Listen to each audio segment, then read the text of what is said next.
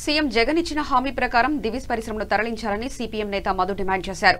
పరిశ్రమల శాఖ మంత్రి చేసిన వ్యాఖ్యలు ప్రజలను భయాందోళనకు గురిచేసే విధంగా ఉన్నాయని, ప్రభుత్వం తక్షణమే ప్రజలకు హాని కలిగించే పరిశ్రమను తరలించేలా చొరవ చూపించాలని డిమాండ్ చేశారు. ఇప్పటికే దివీస్ పరిశ్రమను స్థానిక ప్రజలు వ్యతిరేకిస్తున్నారని, ఈ పరిశ్రమ కారణంగా పరిసరాలు కాలుష్యంగా మారే అవకాశం ఉన్నాయని అన్నారు. తక్షణమే పరిశ్రమను తరలించాలని డిమాండ్ చేశారు. రాష్ట్ర ప్రభుత్వం గౌతమ్ రెడ్డి పారిశ్రామిక శాఖ మంత్రి గౌతమ్ రెడ్డి ప్రభుత్వం తరఫున విడుదల చేసినటువంటి ప్రకటనలో మేము కేసులన్నీ రద్దు చేసుకుంటున్నాం, అందరినీ విడుదల చేస్తామని చెప్పేసి ప్రకటన చేశాడు. ప్రజల్ని మభ్యపెట్టేదానికోసం రాష్ట్ర ప్రభుత్వం ఈ రకంగా ప్రకటన చేసినట్టుగా భావించాల్సి వస్తుంది. రాష్ట్ర ప్రభుత్వం ప్రజల్ని మభ్యపెట్టి ఇక్కడ దివీస్ పరిశ్రమని నిర్మించాలని, ప్రజల మీద తీవ్రమైనటువంటి నిర్బంధాన్ని సాగించి జైలులో పెట్టి పోలీసులను వినియోగించి ప్రజల్ని భయభ్రాంతులను చేసి ఇక్కడ దివీస్ పరిశ్రమని నెలకొల్పాలని చెప్పి భావిస్తున్నట్టుగా మేము భావిస్తున్నాం. రాష్ట్ర ప్రభుత్వం యొక్క వైఖరిని ఏకోన్ముఖంగా ఖండిస్తున్నాం. రాష్ట్ర ప్రభుత్వం పూర్తిగా తన వైఖరిని, ద్వంద్వ విధానాన్ని విడనాడాలి. ఆనాడు దివీస్ పరిశ్రమ వల్ల కాలుష్యం ఏర్పడి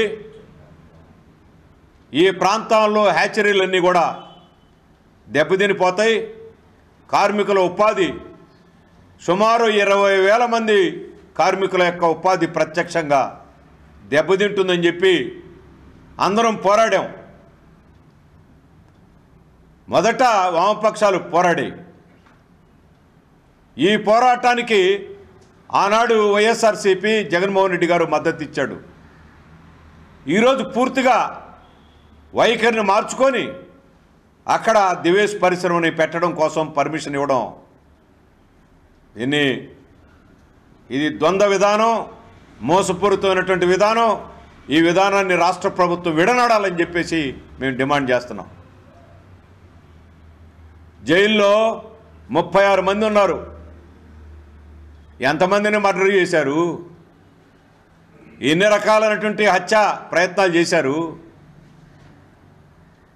పోలీసులు, ప్రభుత్వం పోలీసులు వినియోగించి వీళ్ళ మీద నిర్బంధాన్ని సాగించడం కోసం లేనిపోని సెక్షన్లన్నీ పెట్టి 160 మంది మీద ఈ కేసులు పెట్టి నిర్బంధంతో అణిచేయాలని చెప్పి అనుకుంటున్నారు. ఈరోజు మేము హెచ్చరిక చేస్తున్నాం రాష్ట్ర ప్రభుత్వానికి, మీ యొక్క దమనకాండ సాగించి ప్రజల్ని మభ్యపెట్టాలని చెప్పి చేసేటువంటి ప్రయత్నాన్ని ప్రజలు తిప్పికొట్టాల్సిన పరిస్థితి వస్తుంది. ఇప్పటికైనా మించిపోయింది లేదు.